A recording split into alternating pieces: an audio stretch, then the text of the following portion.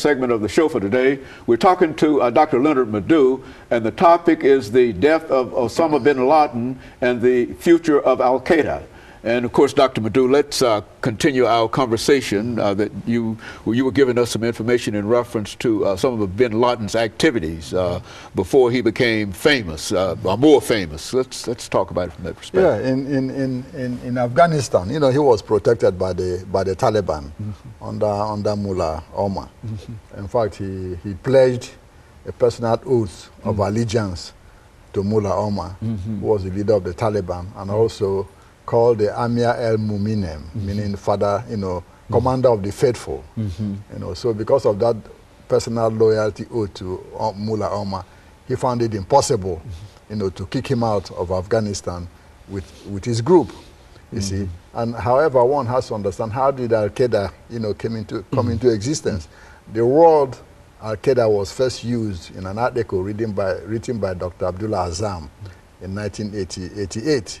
You know, and the real, you know, context is Alqueda al-Subha, meaning solid base. So when bin Laden formed this organization, he called it Al-Qaeda, meaning the base, and left out the solid. Prior to that time, there were two different organizations. You had the Egyptian Islamic Jihad, led by Ayman al-Zawahiri from Egypt. And then you had Osama bin Laden's Arab Brigades, which he later changed to, you know, to the lion's den. His name Osama means lion. Then in 1998, he and Zawahiri organized an international conference of terrorists in Afghanistan and merged their two organizations to become Al-Qaeda. Yeah, exactly, in 1998, under Taliban protection.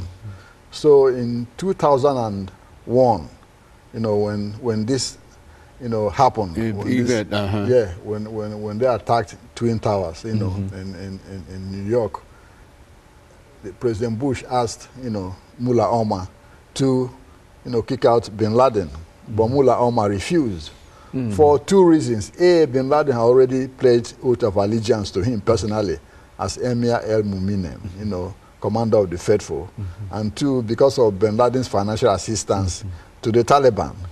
And you don't forget that bin Laden had a construction company himself that he was using also to construct, you know, buildings and roads for the Taliban, which he was doing in the Sudan before.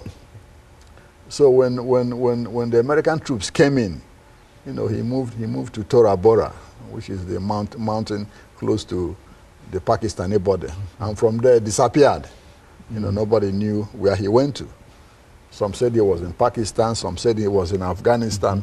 Nobody actually had, you know, a firm hard evidence as to where he really was. Or where he really was.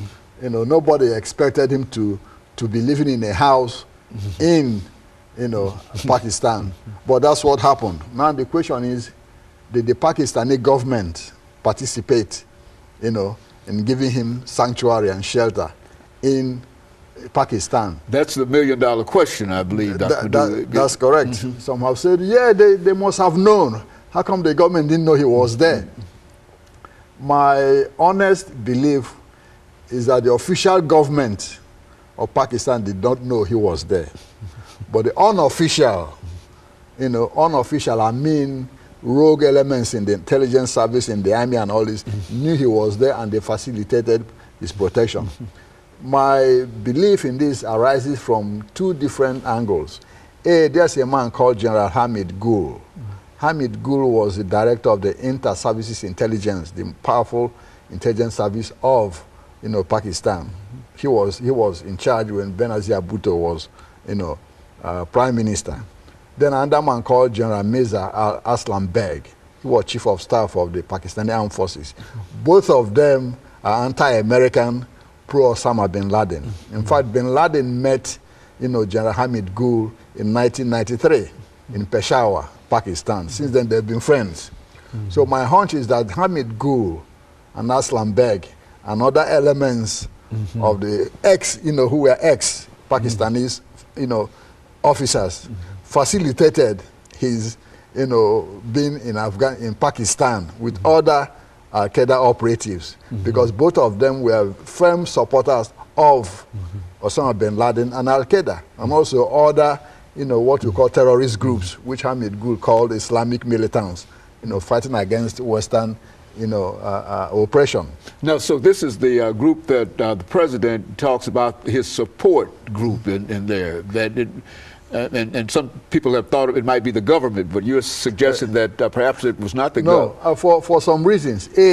During the government of General Pervez Musharraf, who was the president of Pakistan from 1999 till about 2008, okay, Alqueda tried to assassinate him 2 times. One on December 14th, 2003, again on December 25th, 2003. So Musharraf wouldn't have, signed on protecting those who want to assassinate him, period.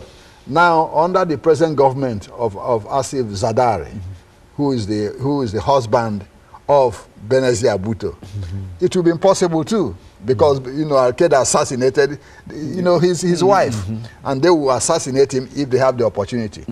Now some people might say, well, Zardari doesn't actually control the government, which in a way is true, because Zardari is a democratically elected government president of Pakistan, but actually the military runs the government from behind.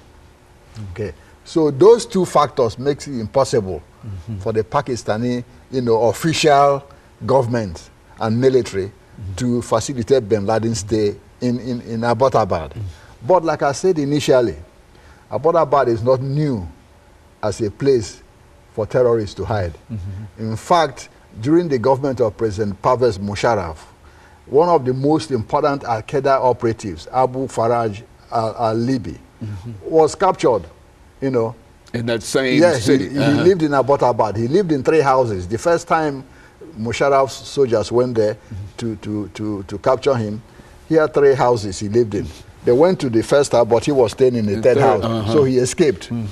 They came again twice. They couldn't get him. He sent somebody to deputize for him, who was killed, So a whole lot of them lived in Abbottabad, okay, under, openly, with the protection of these underground former ex-Pakistani soldiers. And so, in a real sense, it was just a terrorist atmosphere in that whole town, and it would have been almost impossible for the unofficial folks not to know it. Somebody, and the president, in a real sense, is probably correct when he said that there was a great support system for him at that particular time. Is that what we're saying? That's correct. LMadu1 and others, who were in Pakistan, military before. And of course, let us take this second commercial break, and we'll be back with our audience following this very, very short commercial break.